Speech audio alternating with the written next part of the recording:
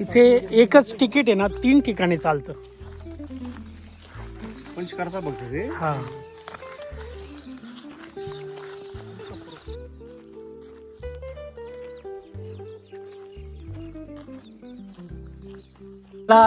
राणी महल म्हणतात, पण असं काही पुरावा नाहीये की हाच तो राणी महल असो.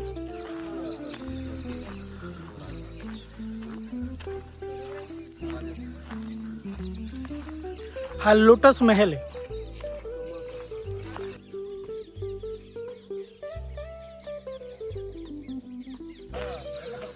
हा कमल महल आहे ना, हा पण इंडो इस्लामिक पद्धतीने बांधलेला आहे. 2 मजले आहे.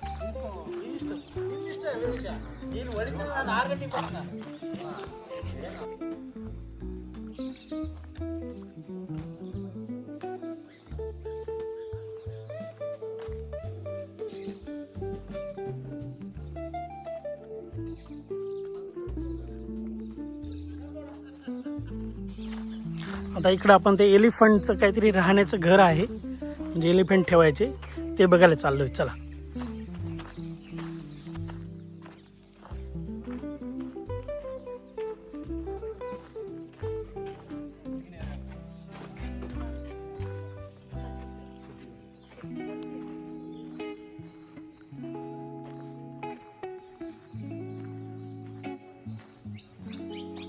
हे सगळे शाही हत्ती इथं ठेवायचे. शाही हत्तींचं राहण्याचं ठिकाण होतं हे. चला बघू आपण जवळ जाऊन.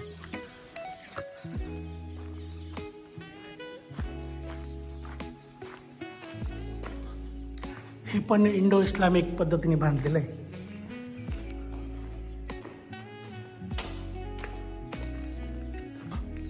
अच्छा, इथून मध्ये जायचा रस्ता आहे.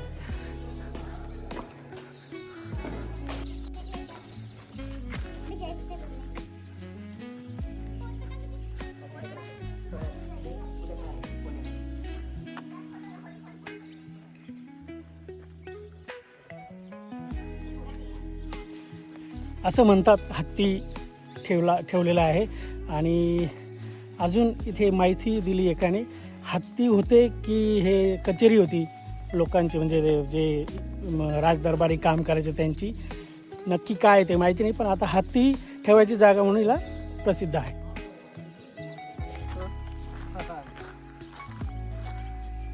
वैष्णव मंदिर होतं हे. आणि ते काय शृंगारदा हेब्बा गिलू.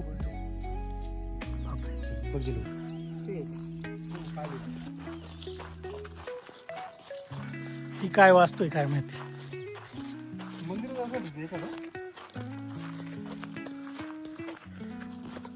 मग आता बघितलं ना, हे पार्श्वनाथ जिनालय आहे. पान सुपारी बाजार में स्थित है.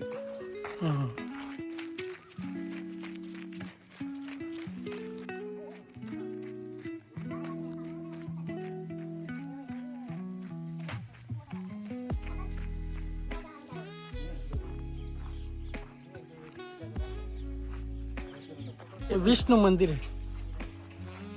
बरंच पडझड झाली आहे. आणि बघूया मध्ये जाऊन.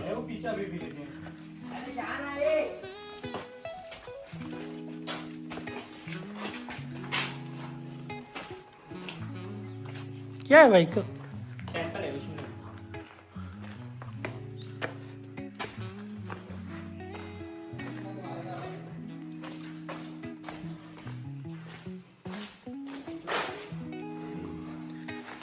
सगळंच सुंदर होतं, पण बहामनी सल्तनतच्या काळात हे सगळं भग्न केलं, त्यांनी तोडून टाकलं. संध्याकाळ झाली आता. चला सूर्यास्त बघायला जाऊया. आणि इथून बरंच लांब जायचं आहे, घाईघाईत जावं लागेल. चला. आपण जातो आहे ते समोर सिसेविकलू असं गणेश मंदिर आहे. आणि हे गणेश मूर्ती ना पूर्ण एकाच दगडात अशी सुंदर बनवलेली आहे. खूप सुंदर मूर्ती. आपण सनसेट पॉईंटकडे चाललो आहे आता.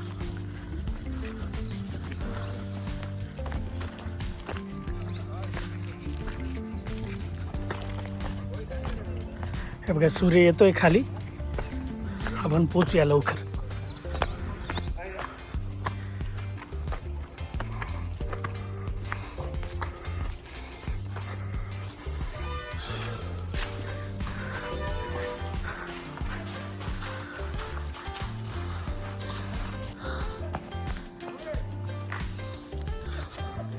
हा मस्त.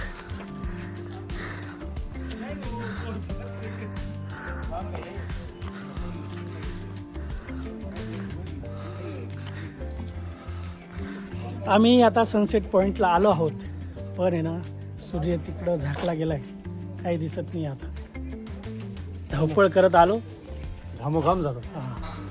तर मित्रांनो असा होता आजचा व्लॉग.